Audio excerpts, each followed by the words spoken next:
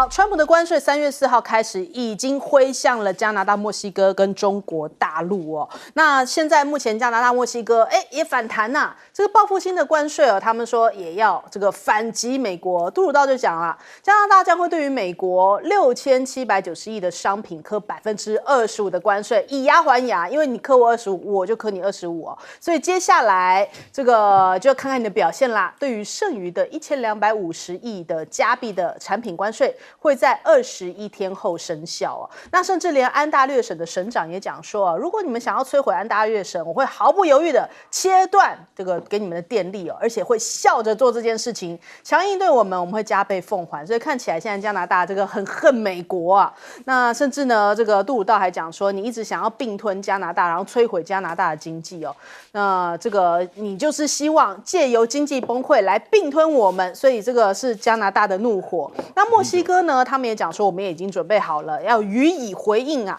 包含了关税跟非关税的措施哦，箭在弦上。那所以这样子，没想到加拿大跟这个墨西哥这么硬气哦，所以你看，美国的商务部长讲说，可能这个5号哦，有可能会跟这个加拿大、墨西哥达成妥协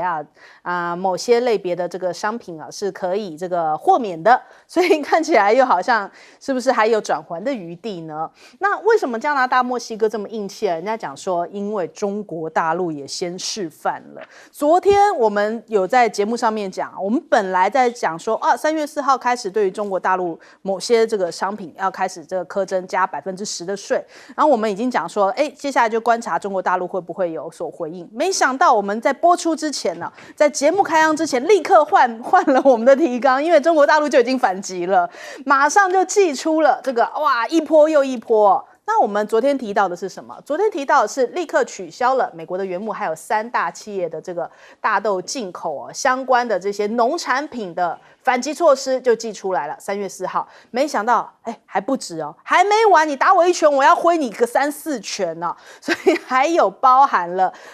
大陆对于美国的光纤产品发起了反规避调查，还有呢升级15家美企列入中国这个出口管制名单，以及向这个 WTO 就是中国大陆的商务部向 WTO 来起诉美国所以反挥你一巴掌，再给你3拳，这就现在是中国大陆的一个反击。甚至呢，昨天让大家更惊讶的是，大陆外交部的回应，没有看过这么强硬的字眼啊。他怎么说呢？我们看林健的讲法，他说：“中国人民从来不信邪不怕鬼，从来不吃霸道霸凌那一套，施压威胁胁迫。”不是同中方打交道的正确方式，对中国搞极限施压，你是找错了对象，打错了算盘。奉劝美国你收起霸凌的嘴脸哦！哇，真的是讲话非常的强硬哦，就是中国人不吃这一套的态度摆在你眼前，所以我们看到中国大陆这一次的回击非常这个闪电霹雳的手段打得也非常的精准哦。那纽时的评论呢是讲说，现在北京在停看停，不急着跟你上谈判桌，我先做一些反制的措施哦。那我们看到这个娄勤俭他也讲说，中方愿意在相互尊重、平等对待，还有对等互惠的基础上，同美方通过对话协商解决各自关切，但绝不接受你这种施压跟威胁，坚决维护好国家主权、安全跟发展。那看起来这个关税战，美国真的是碰壁了，就是加墨也不吃这一套，更不用说中国大陆还反打你好几拳，所以这个反映在道琼再度暴跌，2天来这个跌幅已经达到1300点，标普也抹去了这个美国总统大选之后的涨幅了，连美元都掉到了3个月的新低，连德国银行都讲德银说现在看起来美元避险的地位告急了。那首先我们来请教一下介老师怎么看25%在这个关税战来看的话，是非常重的一个关税，25%，几乎你把人家很多产品的门都堵掉了。对，而且呢，这25%是跟他最大的贸易伙伴，一个墨西哥，第3个就加拿大，所以呢，这个美国这个川普真的，我觉得他出手就是不知轻重。这个影响绝对你在短时间都是相互影响的。美国很多产品，从墨西哥跟加拿大的来讲的各式各样的产品，我跟你讲，各种各样产品基本上都要涨价了，都要涨价了，这个就变成就是说你加关税，你说是外国的政府在付钱，这是骗人的，是你自己国内的消费者在付这个钱，你美国的消费者要把那25%的关税那个成本要自己要把它吃下来，哎，所以就变成我觉得这个就变成川普真的打下去他这个出手极重啊！你知道当年川普跟中国大陆打的时候，只对一个国家，最后加起来才19.5%。这次对2个第一大、第三大的贸易伙伴一出手就是25%。哇，我觉得真的是川普也不晓得他真的是才智过人呢，还是怎么样，还是不知轻重。真的我还算搞过一点贸易行政的我觉得有点叹为观止，这个后果是非常大的那不过就是说，这些西方国家用法治的传统又心里面又有一些国际贸易法的概念的人他们的回应绝对是，你怎么来我怎么去，对，绝对是这样子的。加拿大你就可以看出来，他们同一个文化传统的，那就是怎么样，你怎么对我怎么对你。所以呢，我觉得加拿大现在整个来讲的话，就是全民动员起来了。墨西哥本来还想配合美国，对不对？可是你看美国还是怎么样，川普还是怎么样，根本不领情25%关税大棒就打下去了。墨西哥本身经济会受重创，可是呢，美国经济也不会因此而获利。那川普想的就是说，哎呀，你们这些工厂都拆了，给我回到美国来这也不是3个月之内就可以办得到的。可是呢，它造成的美国市场的混乱，美国物价的上涨，还有墨西哥跟加拿大的市场的混乱那可是那起码要持续3个月，所以这个对全球经济也不是一件好事。因为可以发觉川普不知轻重，那他才不管这个别人怎么会怎么样。其实他自己也受到影响了，可是不晓得他怎么打算盘。从任何贸易的理论来讲，经济理论来讲，这都是损人也伤己的一件事情。那我们自己要小心啦。我们台湾也没有多大的这个也没有多厚的家底最近才被抢了1000亿美金再加上如果经济动荡的话，我们台湾也要有因应之道。那些做官的人只会把那些次长 fire 掉，自己狗屁都不通的那些部长我觉得现在坐在台湾的这个经济的掌舵人真的让我非常的担心。他们一点对策都没有。这是台湾是一个无能的政府，碰到一个疯狂的川普政府的话，那我想我们这个真的难以乐观未来就今年我们台湾的经济他们没对策就算了，他们还鼓掌，还叫好，还说哎呀这个好这个台美关系又更好了，真的让人家叹为观止。我们来问一下盛峰哥，不用担心，你所担心的事一定都会发生，这就是我们共同的一个结论。共业是吧？对我想用最短的时间来让大家了解一下，在这场关税战里面，美墨必败，必败的原因在哪里？他们现在只能打嘴炮。墨西哥跟加拿大必败，只能打嘴炮。为什么？因为这2个离美国太近，它所有的出口完全是以美国为市场。所以当它被制裁的时候，它的产品是没有出路的。你说很简单，当加拿大的油不卖给美国的时候，那加拿大的油要卖到哪里去？因为每一个油，它跟它的炼油的设备是要相加的。所以我没有那个炼油设备，你的油来我是不能用的。一样的，墨西哥一样，就是我不卖美国，那我卖哪里去？你把他们的贸易拿出来看，他们所有的进出最大的一大宗就是在美国。所以当美国一制裁的时候，他没有出路。这是今天他们为什么说他们会必败的原因，就在这个地方。所以他们只能打嘴炮，他们手上能够打的炮也实在是不太多。可是中国大陆不一样，中国大陆它最大的特色，先不要讲18年开始贸易起冲突的时候，他们心里已经知道了，不能期待，自己一定要好好走自己的路。那因为他的政府效能，他开始真的有效的去做各种转移。第一个，他的出口是有替代市场的，所以你可以看他整个的贸易比例就看出来，他对美国的贸易比例在不断的降低。那么同样的，本来是它出口的第1大国嘛，现在不是的，现在是第3的。然后呢，东盟现在排第1，欧盟也排在第1，那非洲也将来都是排第1了。那也就是说，他把他的市场给分散掉了。你打我，我可以到别的地方去，因为我的产品可以供应全世界，这是加拿大跟墨西哥没有办法的。面对美国的压力，他没办法。第二个呢，他不但呢，他的产品他可以把它转移。第二，他的进口呢，他也有替代。为什么有替代？因为他市场够大，大到每一个人都要把东西卖给他。所以美国的大豆不要炸，那巴西的大豆嘛。这个什么，你的能源不卖我炸，那俄罗斯在旁边嘛。也就是说，它的进口跟出口都可以有替代。更重要的是，它的政府效能可以很有效的要来做它政策性的转变，不用吵到。可是呢，你不要讲加拿大现在讲这么大声，到时候他的反对党会有什么意见？墨西哥的反对党会有什么意见？这个里面都是很麻烦的，因为它会被美国的各种势力牵乱进去里面，然后为美国的发言都会可能发生。所以在这样的一个情境里面，这一场仗啊，这个会改变的。最后我要来讲的是一件事，是美国对墨西哥跟墨西哥啊跟这个加拿大的作为，会让所有的盟友心寒。这个是很可怕的一个情势的一个转变。第二个，因为中国大陆的强硬，所以会让很多国家会脚硬。为什么？为这个身体会硬起来，肩膀会硬起来，因为还有一个出路在那里，那叫老中，他抗拒得了。所以这个呢是一个不一样的一个现象，也给大家说到。至于说大陆呢，彭博士讲他有5招啊，不管是哪一招，其实都不是你猜得到的一招。最重要的一招是我实力够，我出口有替代，我进口有替代，这个就是最大的一招。好，来请教舰长。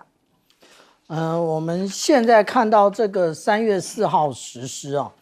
大家会不会觉得这个时间怪怪的？为什么你不挑月初，而且这个时间一改再改？其实也就是川普的内阁认为3月4号就是中国大陆的3月5号正在召开第14届全国人大3次会议，那这个时候正好杀个你个措手不及，搞错了，中国大陆早就准备好，然后也就是我们看到该出手就出手，那个外交部发言人该出手就出手，该回应就回应，真正在那边觉得好像可以混过日子的，那也就是加拿大、墨西哥也是第一时间就强烈的回应。那至于说啊，美国一天到晚拿这个芬太尼做文章啊，如果你认定它是毒品，那就是你自己国内的责任。这个到底怎么进口的？它是医用进口啊。那既然进口了，原来是以医用的这一个条件进口，那你自己怎么管制的？美国对于处方签的管制可是很严格的，但是为什么变成了这么多人在吸毒啊？而且现在我们看到墨西哥跟加拿大就是相互报复，只有一个国家，那个就是中国大陆，他不是这样做，他直接的诉求 WTO， 意思是什么？也就是遵守国际法以及联合国宪章。那这个也就是国家的高度出现了，我不跟你们在泥巴里头打仗啊，这个有现有的国际那个相关的那个机制你不用，你要打来打去，最后就是两败俱伤。不过我们现在啊，回到2021年这个当初在阿拉斯加会谈的时候，我们来看看当时的杨洁篪怎么讲的，也就是你们没有资格，也就是美国，你美国没有资格在中国的面前说你们从实力的地位出发。现在中国大陆不但有实力，而且还硬气，中国人是不吃这一套的，所以你不要拿现在中国大陆在开会来做文章，中国大陆早就准备好了。你川普，你只能欺负泽伦斯基，对于中国，你还是乖一点好。好，我们先休息一下，广州忙回来。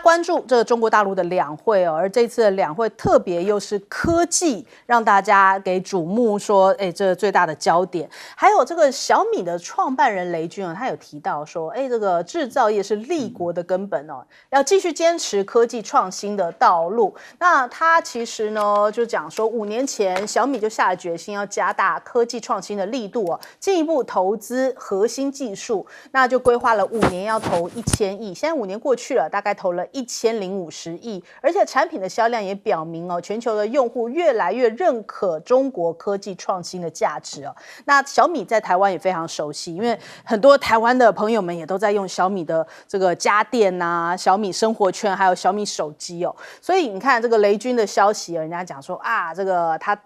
率先走上了代表通道，而且这场的两会的发布会干货满满。还有网络上面还传了一个梗图哦，就说这个雷军的衣服是不是透露出来他接下来要着重的领域呢？比方说他以前要进军手机，一开始小米做手机的时候，当时他也穿着这个黑上衣，让人家讲到了好像跟贾伯斯的 T 恤啊，或者是库克的黑衣有点像，这是进军手机行业。后来要进军到了这个汽车产业的时候，他穿上的西装啊，跟马斯克的这个西装又有点像，这当然是网友们这个比较。那他说最近发现雷军开始穿皮衣了，然后大家就开始联想，该不会是小米要这个对标这个辉达，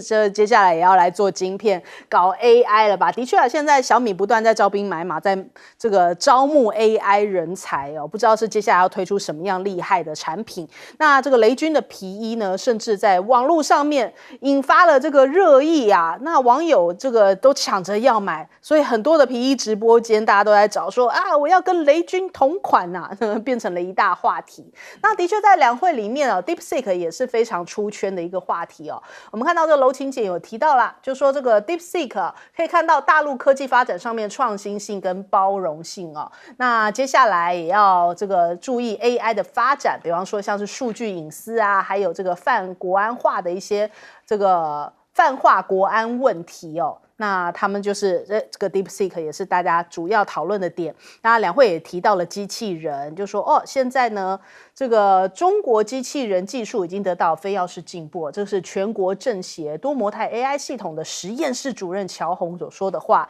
他说，现在这个国际先进水平的距离已经跟中国大陆显著减少了。近3年，这个中国大陆的工业机器人的载装量达到全球的1/2以上啊，人形机器人也在迅速的这个技术上面的发展。还有我们看到这个优必选公司也讲，现在他们极客5G 的智慧工厂已经开展了，全球首例多台多场景多工的机器人已经上线了，已经进场打工去了。所以哇，真的是看到了一个新的世代。那宇树科技他们也有这个新的这个机器人的影片亮相，那这个还会720度回旋踢啊，实拍啊，那接下来搞不好替身演员都是由机器人可以来扮演了，就非常的丝滑，而且影片是没有任何的加速后置的哦，所以看起来这个已经突破了这机器人僵硬动作的一大限制了。那再来我们看看这个深圳也砸了兆元要来拼 AI 研发机器人，目标在2026年深圳要培育出来人工智慧终端产业的规模达到8000亿人民币以上哦。那这个人形机器人就是在浙江宁波湾区前亮相的这个画面，也被大家给捕捉下来。所以最近好像人形机器人在大陆的话题非常的热啊。那另外辉达的这个晶片，这个其实很多大陆的企业好像也有透过不同的管道，就多花一点钱，总是可以买得到这个辉达最先进的 AI 晶片。除了外媒讲的这个新加坡之外，有一些陆企也说可以从这个东南亚，比方说像马来西亚、越南来购买辉达新一代的晶片，只是说成本高一些。也就是说，现在中国大陆你看到这个举全国之力呀，真的是全力投注到这个科技应战上头哦。那连桥水基金的创始人达里欧都在讲，美国的 AI 晶片的制造能力是赶不上中国大陆，在我们这一辈有生之年是不会改变这个状况的。美国也报告说，现在有很多中国大陆的这个相关晶片的论文研究都是在领先的地位。毕竟中国大陆的人才非常的多，在这个 AI 领域、晶片领域来说的话，光是这些人才汇聚在一起，能够创造多大的可能性，恐怕都不是美国可以想象的。我们先来问一下杰老师。中国大陆因为它这个政经体制的不同哈，所以它这个做什么事情都是一种系统性的动员，它不会像美国啊，美国事实上的话，州与州之间的差距很大，然后呢，贫富之间差距很大，然后呢，这个地域之间，还有就是说啊，这个不同阶级之间差距很大，种族之间差距很大，因为它是一种社会达尔文主义。中国大陆它现在不是，中国大陆它是一个社会主义的，要举国性的体制。而且它的中央的这个指挥能力很强啊，所以它一动员起来就是系统性动员，它一突破就是全面突破，那这就大陆所谓的举国体制啊。所以事实上今年也是这个“14·5”的收官之年，其实“14·5”当时有有特别针对10项左右的要发展的工业的项目啊。这里面像这个机器人啦、AI 智能化啦、绿能啦、电动车啦，还有都在里面。对，所以这个东西不是突然一朝一夕突然冒出来了，而是“14·5”里面本来就是已经做规划了，由中央统筹资源，然后呢，地方呢各个地方照这个进度照着所谓他们这个“14·5”计划里面所设定的 KPI。关键所谓的绩效指标来一步一步往达成的，所以也就是说，2025中国制造事实上有些地方不是达标那基本上都超标因为它只是要发展这个，结果没想到机器人 AI 机器人现在已经世界走到最前沿了。那 AI 的智能这个化的发展，结果 DeepSeek 也走到最前沿去了，都是世界的领先的地位。那其他更不要讲，所谓的绿能，中国大陆在这个光电，在这个风电上面发展，也都是走在世界最前沿。那最近这个电动车、新能源车，中国大陆这个“14·5”的规划，我记得他们的指标是300万，结果去年一年就超过1100万。所以就变成中国大陆它的整个的计划经济举国体制全面一起向前，朝一个目标向前事实上可以看出来它的这个效果是非常显著的，效率也非常的高。那这次它这个两会很多这个新的方向我觉得最主要有两点，一个就是怎么样对民营企业要加强的怎么样。要加强的促进，要它扮演更先进的角色，因为你可以看出来，不管语数科技也好，或者说是这个DeepSeek 都是民营企业都是从怎么样，都是从独角兽企业出来的，所以民营企业的创造力跟新质生产力是非常非常强的，所以我觉得他们这一次两会可以说是一方面总集成，第二个又指出了新的方向。那以中国大陆变成这个举国体制的话，10年以后，中国大陆真的可能会遥遥领先打遍天下无敌手了。好，请教顺峰哥。这样子就是反正对于大陆的很多决定，在台湾的眼中，甚至世界西方的眼中，都认为那是一个政治宣传。比如说，他想“14·5”计划，反正哪个政府不会定计划。那我现在呢？从现在整个的发展，我们不要去看小看大，宏观界面来看的话，那就从新质生产力会是这一次这个两会将来整个的发展过程。新质生产力包含的是什么东西？就是互联网加人工智能加 AI 模型，会建构成一个新质生产力。也就是说，你注意看，它将来所有的产业里面，大概跟这个要么3个全部都有。要么就最起码有2个，不管是农业，不管是服务业，不管是这个制造业，人工智能、互联网跟这个什么样子 AI 大模型，它结合在一起，形成一个新的生殖生产力，正在建构它新的经济体制。第二个也可能有一个很大的转变，那就是金融经济金融经济会在未来半年也是蛮重要的角色，这是过去大陆在这个部分呢比较保守。那现在可能会有很大的一个转变。这个展现出来，就会出现在它整个的企业上出现一个什么东西，就是国企要面临的再改革、再改造，然后呢，民企啊将会大量的释放它的能量，而所谓的民企呢，不再是过去讲的地产呢这一些传统产业了，而是我刚才讲的，就是一种包含有互联网、人工智能、AI 在内，以及金融资本在内。所以你可以看这一次的民营这个座谈会里面，诸位可以讲，所有出席的人，全部就是我讲这三大类，再加上金融产业，大概就是都在这里面的。所以为什么地产的不见了？因为它不在新竹生产力，但是地产的建造房子的方式还是一样，人工智能、AI 模型、互联网的东西，它会建造在一起。挖矿，你说挖矿跟什么说？当然有，挖矿就是标准的人工智能加互联网加 AI 大模型，穿着西装去挖矿，为什么？因为它是用它这个机器人，然后进动然后用5G 来观测整个的过程，然后用大模型来决定什么样子的方式会是一个最安全的方法，所以穿着西装可以去挖矿了。这个就是我讲新质生产力的产生。这个呢是重新要评估中国大陆在台湾里面呢，因为那个大家鬼扯淡太多了，还在菜市场，你听到很多人讲，这个不是大陆的，这是韩国的。哎呀，那个历史早就已经过去了，你都不晓得韩国的有没有倒位啊，你也不知道。好，来请杨舰长。其实我们看到也就是在过年这段时间，也就是习近平主席他有邀请这些名企来进行座谈那现在他又在发文有关于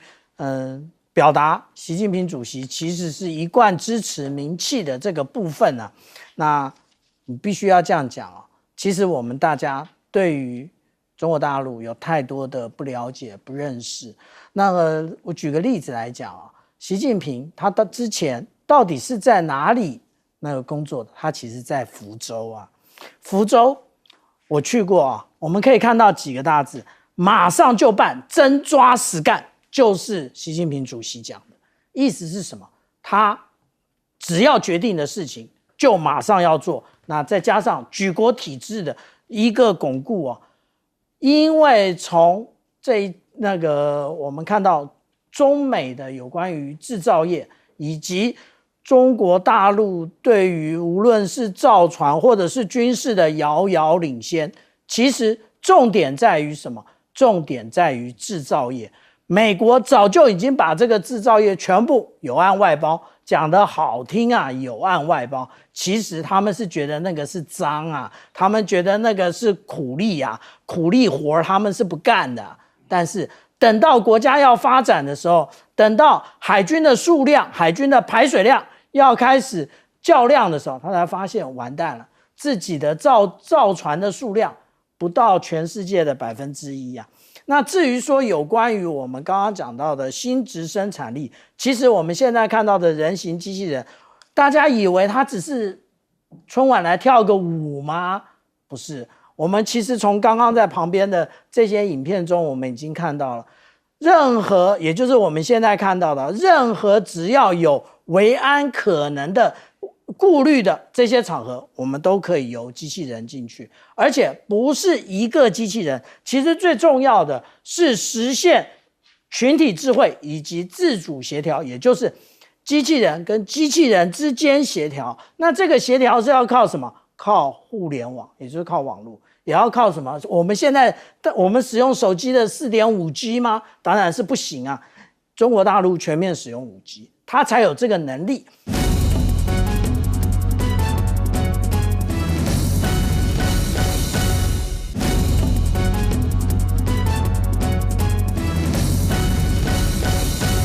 川普是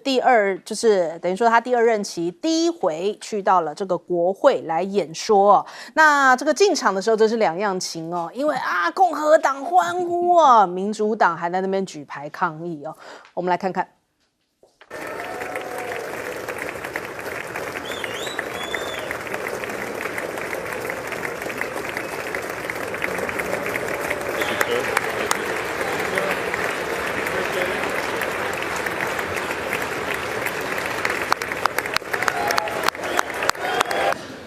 Vice President Vance, the First Lady of the United States.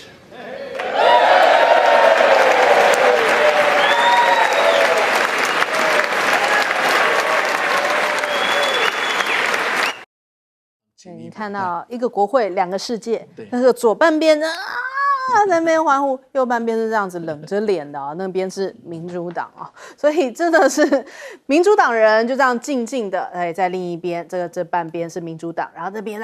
欢呼那个欢迎这就是共和党。看起来已经这个美国分裂了啦。那反正川普在他们自顾自的就在那边讲说这个他现在目前上任以来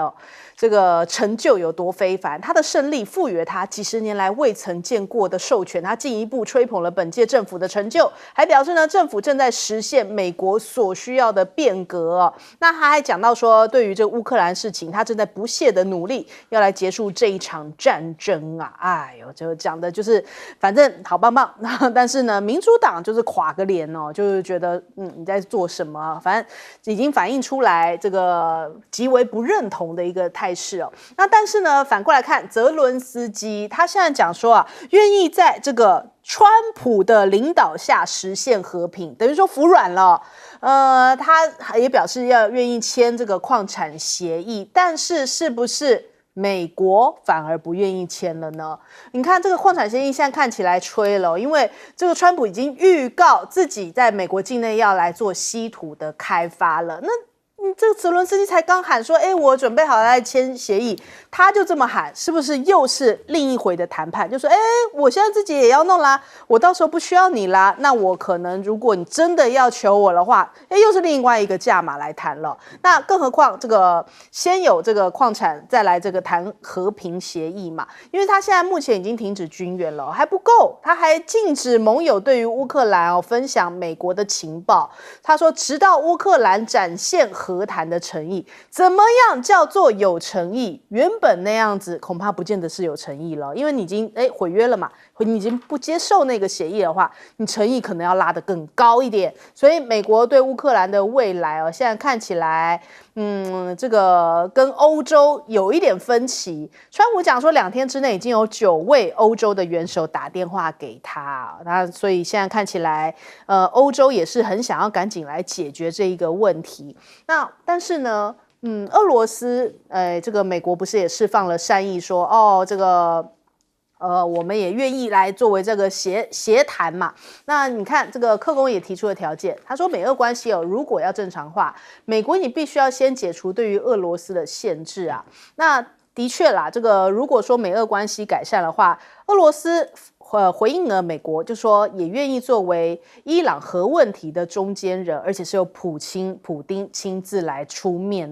那这个现在伊朗拥有的高纯度浓缩铀其实已经足以制造出6枚核弹了，所以的确是不容小觑那这个和平到底要怎么样的达成呢？到底会是这个美国跟俄罗斯站在一块，甚至拉上这个伊朗吗？会有这样的可能性吗？欧洲会不会被边缘化呢？欧洲一直主张的这种和平计划，在米尔斯海默的眼中看来他说是行不通的。我们来听听看他的建议。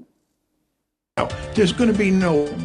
guarantee by the Americans because Trump and Vance understand that this plan that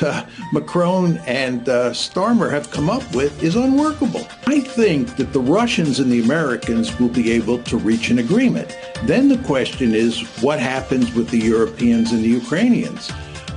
It's easy to imagine that the Europeans will ultimately go along because they can't do much to really help Ukraine. Whether the Americans can get the Ukrainians on board is another matter. 对，米尔斯海默，我们当初在俄乌刚开始的时候就引用他的话，因为他早就预言，只要乌克兰提出加入北约的话，一定会发生这个俄乌战争那的确，他现在又给了一个新的这样子的建议可能欧洲跟乌克兰也会被边缘化。那川普做了这么多，当然是为了他自己美国利益。不过，除了美国利益之外，竟然他是不是也想要诺贝尔奖哦？因为现在看到了，已经有这个议员哦，众议员提出来说啊，要这个提名川普为诺贝尔和平奖的候选人哦，只要他把这个俄乌战争给停下来，是不是川普又可以锦上添花呢？我们现在来请教一下盛峰哥。这样子啊，这个第一个，美国是一个分裂的社会了。我们在整个的这个参众两院的例行的总统的一个报告里，首先呢，民主党的女性穿粉红色的外套，这个是他有相当大的一个政治意涵在里面。然后呢，众议员叫葛林呢，起来当场闹场，还被议长把他架出去了，从头到尾全场是不起立呀。这个对美国讲起来这是一个很不好，而且已经3届了，从第1届川普当选，到了拜登拿到了川普，这样子的一个美国，我不晓得他有什么资格要来领导全世界。然后呢，川普在上面就吹满了吹牛，他说我有1兆7000亿的投资要来了，全部是人家承诺的，通通什么时候会到还没来，我就想到了鸿海也承诺过也还没出现啊。那第3个呢，就是乌克兰不服软行吗？很简单，现在乌克兰唯一的期待是等欧洲。那我请问，欧洲这些人是打水炮，或是真的想去打火炮？我看欧洲国家是打了水炮打了水炮，打完以后就结束了。这个现实主义者没有上海梦，就很明白了，把他给看穿了。最后你们还是乖乖的被接受俄罗斯跟美国的一个协议嘛。可是你有没有想过一件事，那就是俄乌开战，制裁俄罗斯开战，所以去制裁。现在呢，要停战就制裁这个乌克兰，你们这个很诡异啊。都是你们说了算了。制裁俄罗斯也是你们说，制裁乌克兰也是你们说。为什么？因为霸权就在我的手上，天下没有我不能做的事。那这个时候我们讲到和平奖，是这个诺贝尔和平奖。诺贝尔和平奖我这样看了，非政治人物拿的我都很尊重了，政治人物拿的我都很问号了。你可以看看嘛，2次大战的美国拿诺贝尔和平奖的是谁？那总统就是奥巴马。你想想，奥巴马做了什么可以拿诺贝尔和平奖？这卡特还有一点道理，他促成了历史性的以埃和谈。这个看起来还有点道理。那谁还拿和平奖？别忘了，跟这一次俄乌会谈有很大的相关就是当时就是为了结束越战，美国脱身，所以签订了巴黎协议，这个巴黎协议嘛。那巴黎协议里面是让南北越就停战了，那美国抽身，因此2个人得了诺贝尔和平奖，一个叫黎德寿一个叫基辛格。这多讽刺啊！和平奖拿了没几年，然后南越就怎么样子，就没了。那和平奖拿了以后黎德寿还代表北越拿的呢，代表北越拿的，北越下令干掉南越。这个和平有什么意思？所以过去我们接受了太多西方的价值，我们接受了太多从西方的角度来看这个世界。从今天开始，我们必须慢慢学会，让我们从东方的角度，让我们从中国的角度来看这个世界。否则的话，他们把我们带着团转了，都是他们说了算。制裁俄罗斯，因为你开战，也是你说的；制裁这个乌克兰，因为我要你停战，也是你说的。那到底谁说的才对？告诉我们，民主的问题要用更多民主的方法来解决。结果呢，这个国家现在是3届总统在内，通通在美国最例行的这个总统向国会的报告里，他告诉你的是一个分裂的美国。那可以放任一个人在那里吹牛，那大家没有办法，然后再告诉你，准备来一个什么和平奖，我听了都懵了。所以请记住，可能从现在2025年开始，我们真的要学会用东方的观点，就像马凯寿常常用东方的观点来看世界的问题，所以从东方的观点才会保障我们自己的利益，才不会被西方的角度把我们带着跑。好，请教季老师。其实国际政治非常现实的你要有什么要求你要什么作为第一个你要有本钱，你要有筹码啦。那其实俄乌战争啊，如果照这个范斯总统啊，他当面跟这个泽伦斯基讲的这个话来讲哈，他说这场战争如果不是我们美国帮助你的话，开战2个礼拜以后就会结束的。你今天能够撑3年，范斯的角度就是因为我美国支持你。那现在泽伦斯基闹场以后嘛，他就跑到白宫去闹人家场嘛，对，那个态度。那现在美国人都怒啦，川普怒啦，那就让你自己去打打看吧。那已经非常他是用 pause 啦 ，pause 就是暂停啊，它不是 stop 啊。那 pause 后我不给你军援，你打打看嘛，对。那我觉得现在以川普的个性的话，他现在就是等这个泽伦斯基啊，用爬的爬回去，爬回白宫，而且还会更羞辱他。所以呢，我想现在就是从川普他们的角度哈，让子弹飞一下吧。这是飞，不是说假的子弹哦，这是真的子弹在乌克兰脑袋上飞哦。还有炮弹。对，让你看看你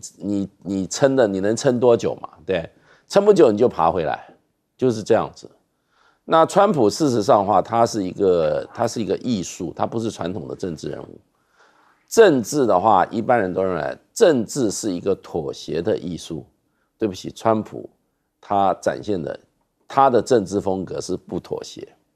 他说什么就说什么，而且呢，基本上啊，所谓的就是快意恩仇啊，有仇报仇，有恩报恩。对，所以他今天在这个国会里面演讲，是他的胜利演讲哦，这不是国情咨文哦。是他经过了4年的卧薪尝胆，终于怎么样，又打回了怎么样首都，然后到首都以一个怎么样，以一个班师回朝的一个英雄的身份，再回到国会，他就是要去怎么讲，就是要让民主党这些人啊，好好尝尝那个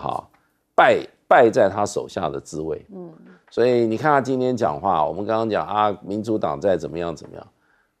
川普讲话脸都只看一边的，他连民主党连看都不愿意看。然后他跟他讲，我从来就没有期盼你们今天会怎么样，你们会用一张比较和缓的脸，然后呢，你们还鼓掌。他说不，反正我期盼你们就是一张臭脸。然后呢，可是就是要让你们听完我的话以后啊，心里面更无助。他就是来报仇的。所以呢，唯一一点呢，我觉得就美国这个国家基本上哈，它还有一些传统到现在还没有打破。那民主党还去捧这个场嘞，还坐在下面听啊。不过中间不少人走了，有人走了，可是问题他的大部分人都还坐在那个地方，那还尊重一个体制，就是说，川普你这样对我，还是把你当总统对待。我觉得这个已经是美国民主最后一道防线了。如果这个情势继续恶化下去啊，川普哪天又要去国会啊，很可能民主党就集体抵制了。对，那时候美国的政府就差不多濒临战争边缘了。因为事实上美国现在很多事情的话，川普是绝无妥协，就照我的意思办。然后其他讲的话，他过去都讲过了，大部分话他都讲过了。可见他对他的信念是非常坚定不移的，他认为他自己在做对的事，然后呢，他自己在替美国这个国家让美国再度伟大，然后还要怎么样？他还要清理门户嘞，对不对？那这个转播的就一直在播那个谁裴洛西那个表情啊，其实说实话，他昨天讲说，我这天晚上有一个很重要的料要爆。我本来以为他要把裴洛西的贪腐的东西爆出来，那不过我觉得啦，以川普的风格来讲裴洛西你大概跑不掉了，你要贪了美国政府的钱可能会被川普通通抖出来。好，请教舰长。我们看到俄乌的战场还没有收拾完毕，然后但是呢，现在又开始把焦点移向中东，就是谈到说有关于伊朗它的一个高纯度的一个浓缩铀问题啊。那如果按照这个新闻的报道，只有60%其实不是高纯度高纯度要85%以上啊。但是这个到底是美国想要下多大的一盘棋啊？那我们这样讲啊，这个川普其实他还是冷战脑，他还是活在冷战的时代，还记得吗？那个曾经写过历史的地理枢纽的麦金，那个英国地缘政治学家麦金德，他曾经提过啊，也就是谁掌握了东欧，这里的东欧特别指的就是波兰跟乌克兰，那就可以控制中心地带。谁控制了中心地带，谁就控制了世界岛；谁控制了世界岛，谁就掌握了世界。那他除了这个之外呢，他提出了3条的一个战线呢。这3条的战线呢，其实就是我们这边看到的。第一条就是有关于远西的这一个位置啊。第2条是远东，第3条这里呢，其实也是西南战线。我们现在看到前面这边东欧的这个部分快要结束了，他现在开始，美国开始将这个矛头瞄向这个西南的这个部分。等到这一些都搞定了，他缓下手来，就是要应对中国。不过我们这样子讲啊，也就是现在我们看到泽伦斯基啊，他只会失去的更多，他怎么说都没有用，他现在怎么道歉？川普他要的是一个全球的威望，绝对不是你一个泽伦斯基招之即来挥之即去。今天在我的场子里头，跟我在那边插着手，跟我在那边翻白眼，那你过2天你就是哎呀对不起啊，那怎么样就可以结束了。那个就是上一次他们其实在这个椭圆形办公室里面就谈到这件事情了，叫做什么？你没有筹码，然后但是这个时候泽伦斯基说：“哎呦，这不是打牌啊！”那川普说：“那个你就是在打牌，拿第三